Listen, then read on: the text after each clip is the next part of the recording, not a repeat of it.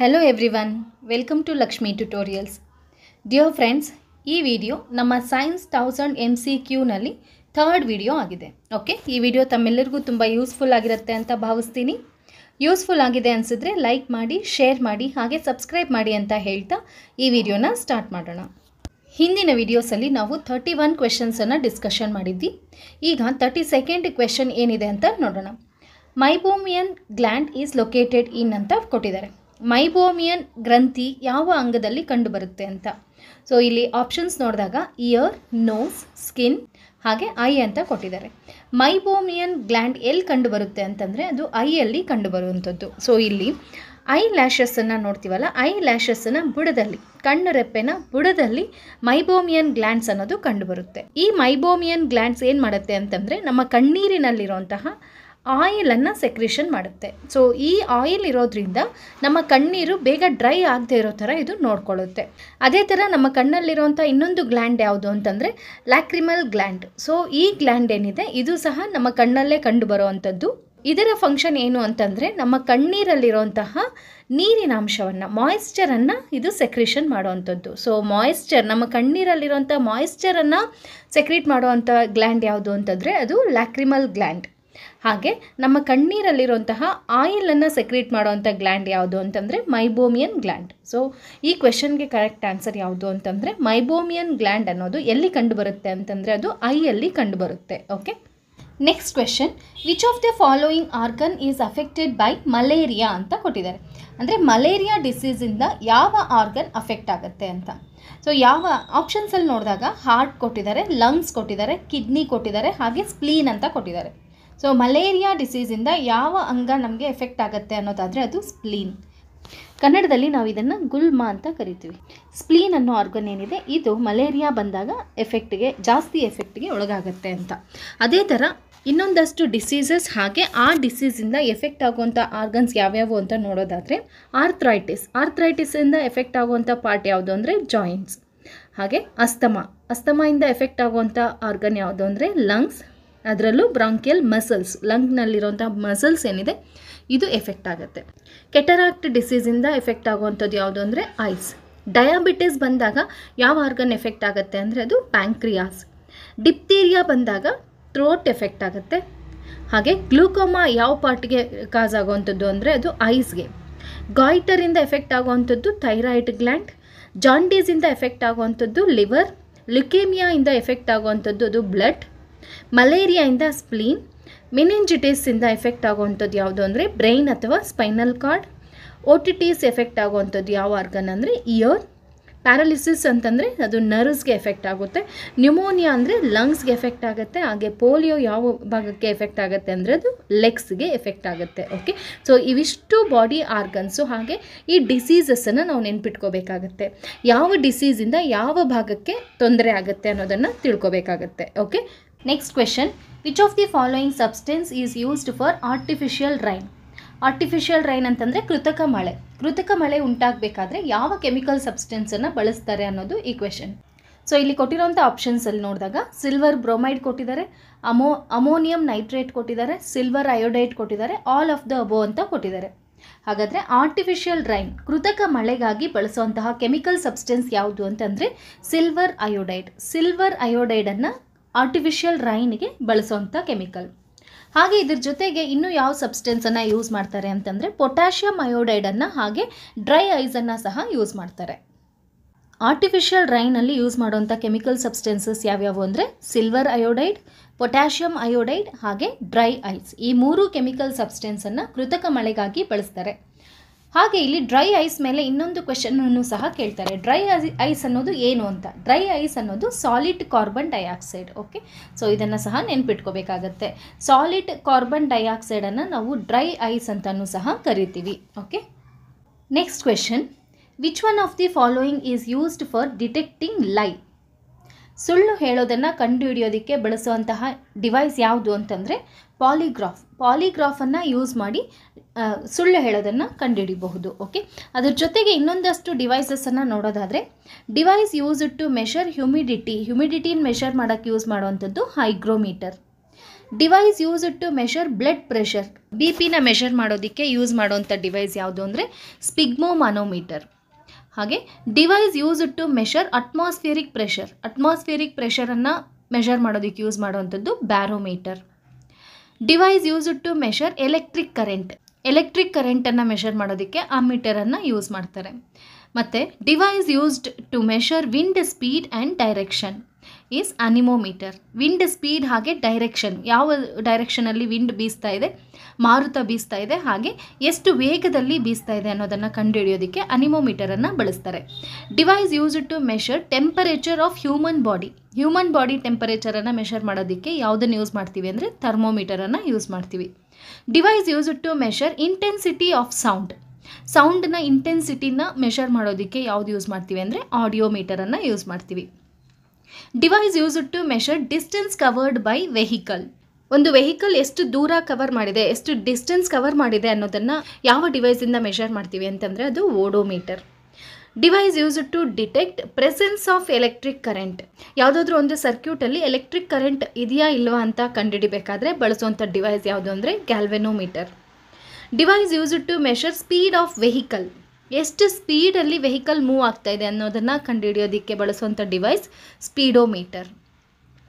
Device used to measure ಅರ್ಥಕ್ವೇಕನ್ನು measure ಮಾಡೋದಕ್ಕೆ ಯಾವ ಡಿವೈಸನ್ನು ಯೂಸ್ ಮಾಡ್ತೀವಿ ಅಂದರೆ ಸಿಸ್ಮೋಗ್ರಾಫನ್ನು ಯೂಸ್ ಮಾಡ್ತೀವಿ.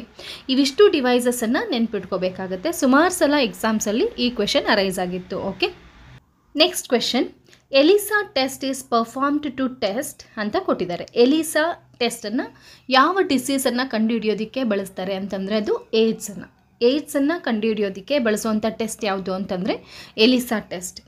ಎಲಿಸಾನ ಫುಲ್ ಫಾರ್ಮ್ ಗೊತ್ತಾಗಬೇಕು. ಸೊ ELISA ಎಲಿಸಾ ಅಂತಂದರೆ ಎನ್ಸೈಮ್ ಲಿಂಕ್ಡ್ ಇಮ್ಯುನೋಸಾರ್ಬೆಂಟ್ ಅಸ್ಸೆ.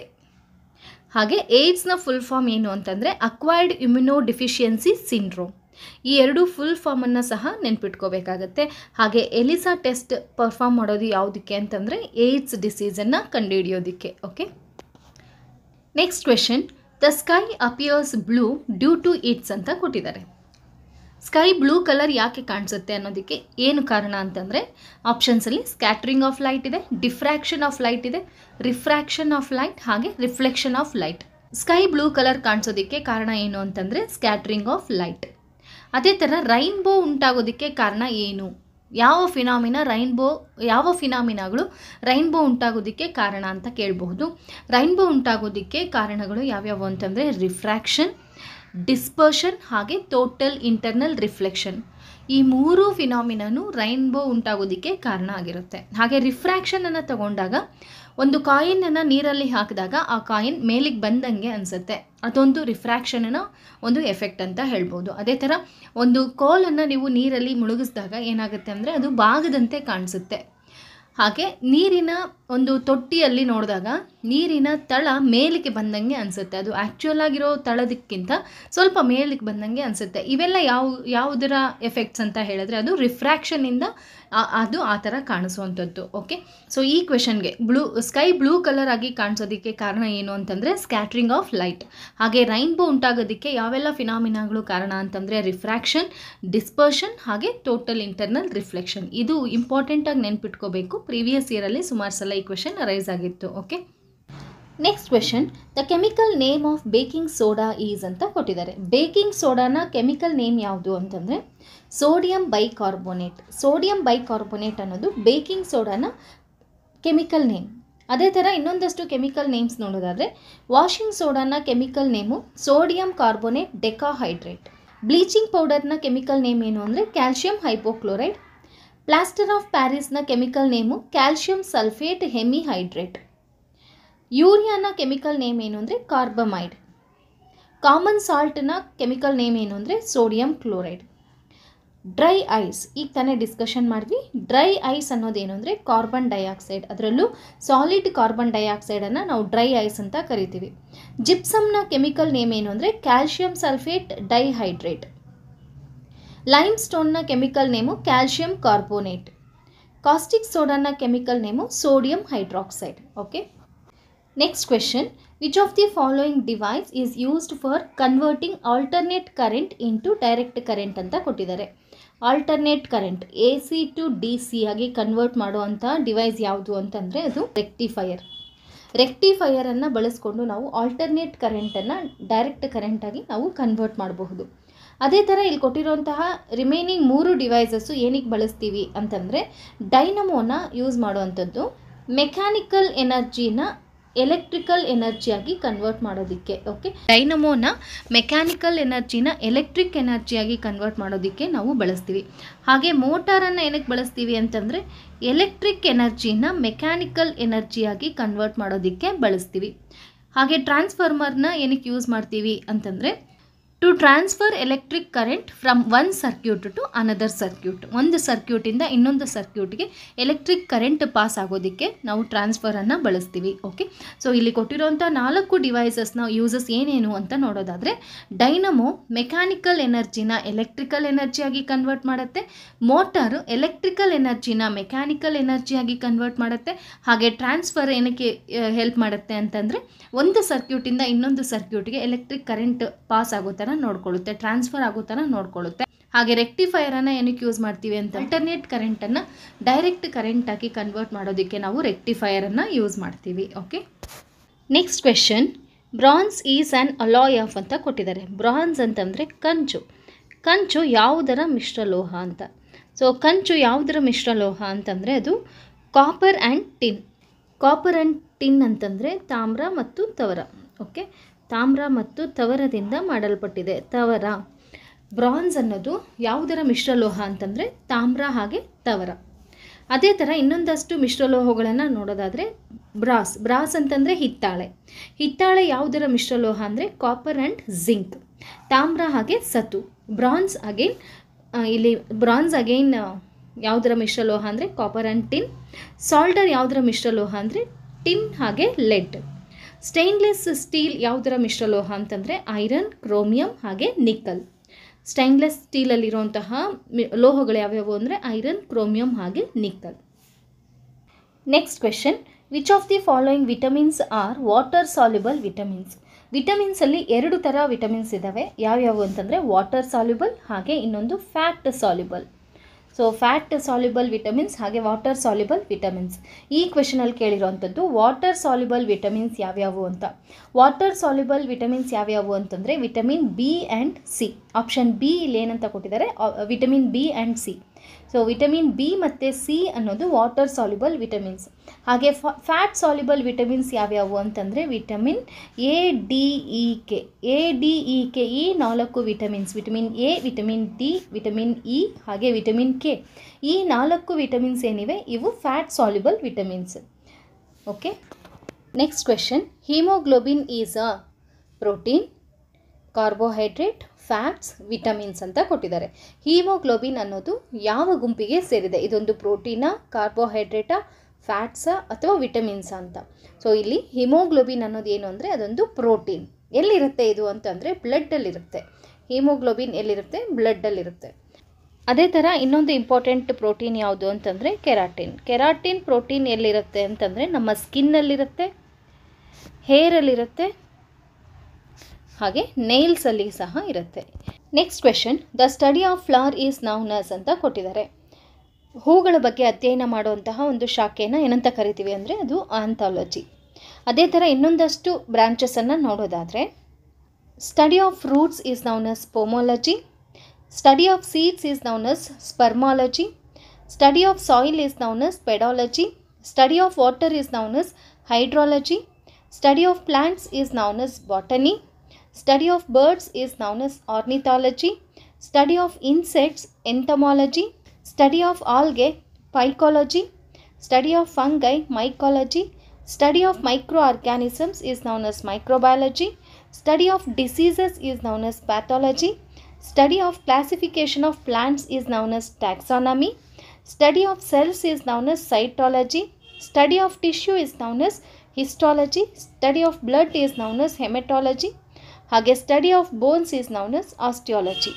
ಸೊ ಇವಿಷ್ಟು ಸೈನ್ಸಲ್ಲಿ ಬರುವಂತಹ ಡಿಫ್ರೆಂಟ್ ಬ್ರಾಂಚಸ್. ಇದನ್ನು ಸಹ ನೆನ್ಪಿಟ್ಕೋಬೇಕಾಗತ್ತೆ. Okay, next question, the pH value of human blood is ಅಂತ ಕೊಟ್ಟಿದ್ದಾರೆ.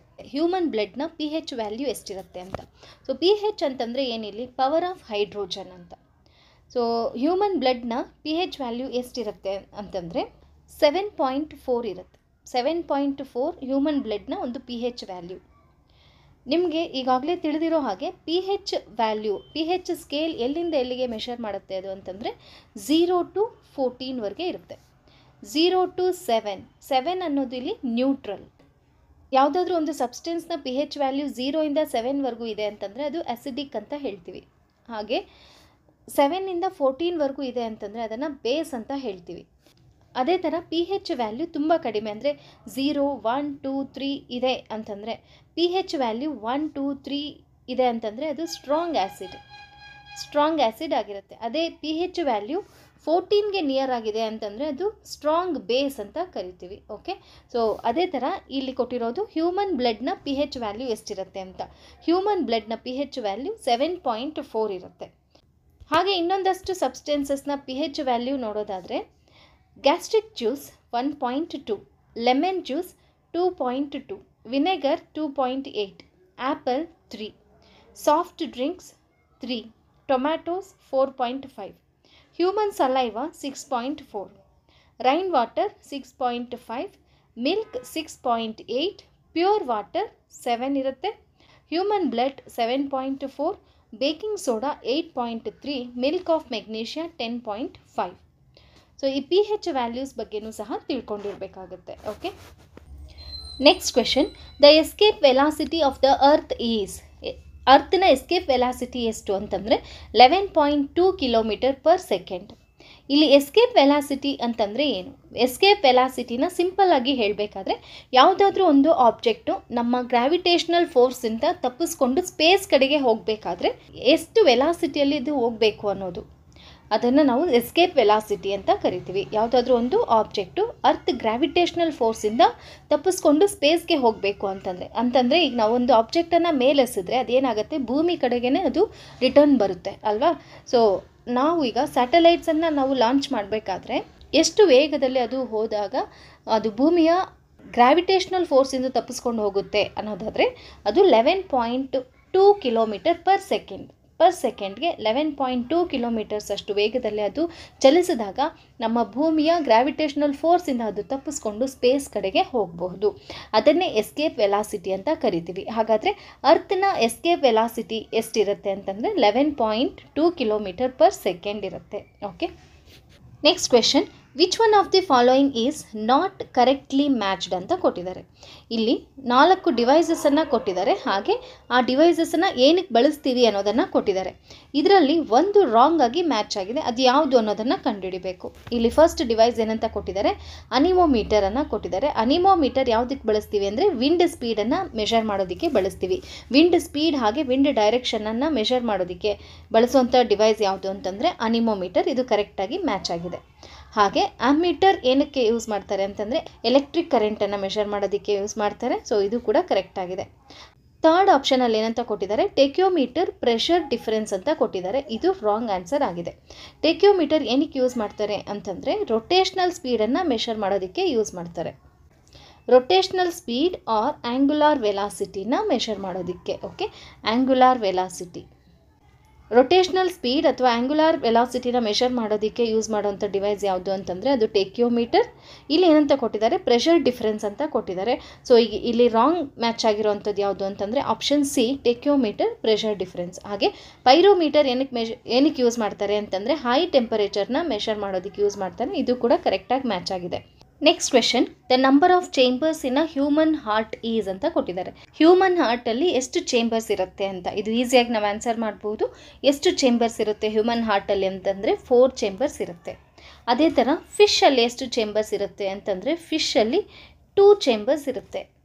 ಹಾಗೆ ರೆಪ್ಟೈಲ್ಸಲ್ಲಿ ಎಷ್ಟು ಚೇಂಬರ್ಸ್ ಇರುತ್ತೆ ಹಾರ್ಟಲ್ಲಿ ಅಂತಂದರೆ, ರೆಪ್ಟೈಲ್ನ ಹಾರ್ಟಲ್ಲಿ ಎಷ್ಟು ಚೇಂಬರ್ಸ್ ಇರುತ್ತೆ ಅಂತಂದರೆ ಅದು 3 ಚೇಂಬರ್ಸ್ ಇರುತ್ತೆ, ಎಕ್ಸೆಪ್ಟ್ ಕ್ರೊಕೊಡೈಲ್. ಓಕೆ, ಕ್ರೊಕೊಡೈಲ್ ಒಂದು ರೆಪ್ಟೈಲ್ ಆದರೂ ಸಹ ಅದರ ಹಾರ್ಟಲ್ಲಿ ಎಷ್ಟು ಚೇಂಬರ್ಸ್ ಇರುತ್ತೆ ಅಂತಂದರೆ 4 ಚೇಂಬರ್ಸ್ ಇರುತ್ತೆ. ಓಕೆ, ಸೊ ಇದು ಎಕ್ಸೆಪ್ಷನ್. ರೆಪ್ಟೈಲ್ಸಲ್ಲಿ 3 ಚೇಂಬರ್ಡ್ ಹಾರ್ಟ್ ಇರುತ್ತೆ ಎಕ್ಸೆಪ್ಟ್ ಕ್ರೊಕೊಡೈಲ್. ಅದೇ ಥರ ಏವ್ಸಲ್ಲಿ ಅಂದರೆ ಬರ್ಡ್ಸಲ್ಲಿ ಎಷ್ಟು ಚೇಂಬರ್ ಇರೋವಂಥ ಹಾರ್ಟ್ ಇರುತ್ತೆ ಅಂತಂದರೆ ಅದು 4 ಚೇಂಬರ್ಡ್ ಹಾರ್ಟ್ ಇರುತ್ತೆ.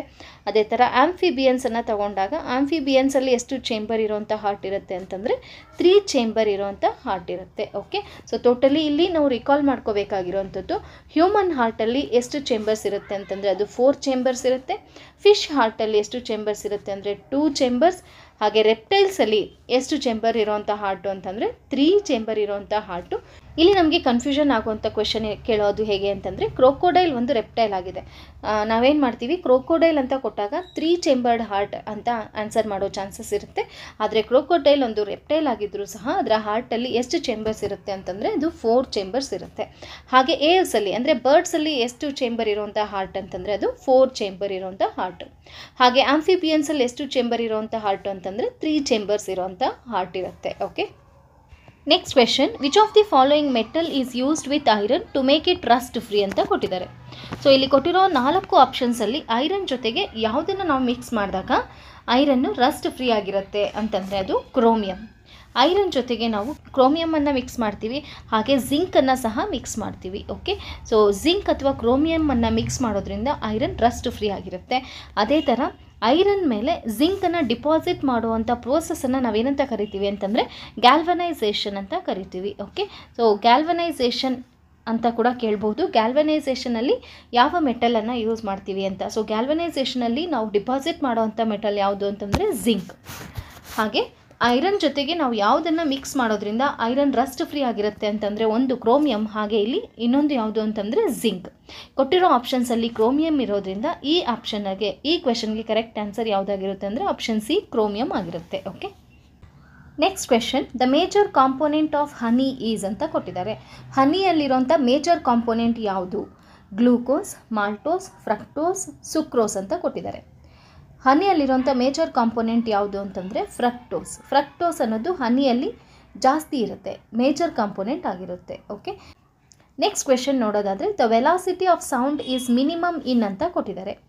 ವೆಲಾಸಿಟಿ ಆಫ್ ಸೌಂಡ್ ಯಾವುದರಲ್ಲಿ ಮಿನಿಮಮ್ ಇರುತ್ತೆ ಹಾಗೆ ಯಾವುದರಲ್ಲಿ ಮ್ಯಾಕ್ಸಿಮಮ್ ಇರುತ್ತೆ ಅಂತ ನಾವು ಫಸ್ಟ್ ತಿಳ್ಕೊಬೇಕಾಗತ್ತೆ.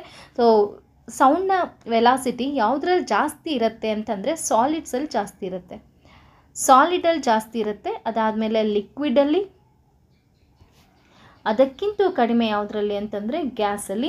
ವ್ಯಾಕ್ಯೂಮಲ್ಲಿ ಸೌಂಡು ಟ್ರಾವೆಲ್ ಆಗೋದೇ ಇಲ್ಲ ಅಲ್ವಾ. ಸೊ ಇಲ್ಲಿ ಕೊಟ್ಟಿರೋ ಆಪ್ಷನ್ಸಲ್ಲಿ the velocity of sound is minimum ಯಾವುದ್ರಲ್ಲಿ ಇರುತ್ತೆ ಅನ್ನೋದನ್ನು ಫೈಂಡ್ ಔಟ್ ಮಾಡಬೇಕು. ವ್ಯಾಕ್ಯೂಮ್ ಕೊಟ್ಟಿದ್ದಾರೆ, ವ್ಯಾಕ್ಯೂಮಲ್ಲಿ ಸೌಂಡು ಟ್ರಾವೆಲ್ ಆಗೋದೇ ಇಲ್ಲ ಅಲ್ವಾ. ಸೊ ನೆಕ್ಸ್ಟ್ ಆಪ್ಷನ್ನು ವಾಟರ್ ಇದೆ, ನೆಕ್ಸ್ಟ್ ಆಪ್ಷನ್ ಏರ್ ಇದೆ, ಹಾಗೆ 4th ಆಪ್ಷನ್ ಐರನ್ ಇದೆ. ಐರನ್ ಅನ್ನೋದು ಸಾಲಿಡ್. ಸೊ ಸಾಲಿಡಲ್ಲಿ ಮ್ಯಾಕ್ಸಿಮಮ್ ಆಗಿರುತ್ತೆ. ನಮಗಿಲ್ಲಿ ಬೇಕಾಗಿರೋದು ಮಿನಿಮಮ್ ಯಾವುದ್ರಲ್ಲಿರುತ್ತೆ ಅಂತ. ಸೊ ಮಿನಿಮಮ್ ಯಾವುದು ಇಲ್ಲಿ ಅಂತಂದರೆ ಏರಲ್ಲಿ ಸೌಂಡ್ನ ವೆಲಾಸಿಟಿ ಮಿನಿಮಮ್ ಆಗಿರುತ್ತೆ. ಓಕೆ, ಸೊ ಇವಿಷ್ಟು ಕ್ವೆಶನ್ಸು ನಮ್ಮ ಇವತ್ತಿನ ಕ್ಲಾಸಲ್ಲಿ ನಾವು ಡಿಸ್ಕಷನ್ ಮಾಡಿದ್ದಂಥದ್ದು. ಸೊ ಟೋಟಲಿ ನಾವು 50 ಕ್ವೆಶನ್ಸನ್ನು ನಾವಿಲ್ಲಿ ಡಿಸ್ಕಷನ್ ಮಾಡಿದ್ದೀವಿ. ಈ ಎಲ್ಲ ಕ್ವೆಶನ್ಸು ಸಹ ಪ್ರೀವಿಯಸ್ ಇಯರಲ್ಲಿ ಅರೇಸ್ ಆಗಿದ್ದಂತಹ ಕ್ವೆಶನ್ಸು, ಜೊತೆಗೆ ತುಂಬ ಇಂಪಾರ್ಟೆಂಟ್ ಆಗಿರೋವಂಥ ಕ್ವೆಶನ್ಸು ನಮ್ಮ ಕಾಂಪಿಟೇಟಿವ್ ಎಕ್ಸಾಮ್ ದೃಷ್ಟಿಯಿಂದ. ಹಾಗೆ ಈ ನಾವಿಲ್ಲಿ ಡಿಸ್ಕಷನ್ ಮಾಡಿರೋವಂಥ ಕ್ವೆಶನ್ಸ್ ಜೊತೆಗೆ ಸುಮಾರು ಒಂದು ಕ್ವೆಶನ್ ಮೇಲೆ 2 ಅಥವಾ 4 ಎಕ್ಸ್ಟ್ರಾ ಕ್ವೆಶನ್ಸನ್ನು ನಾವಿಲ್ಲಿ ಡಿಸ್ಕಷನ್ ಮಾಡಿದ್ದೀವಿ.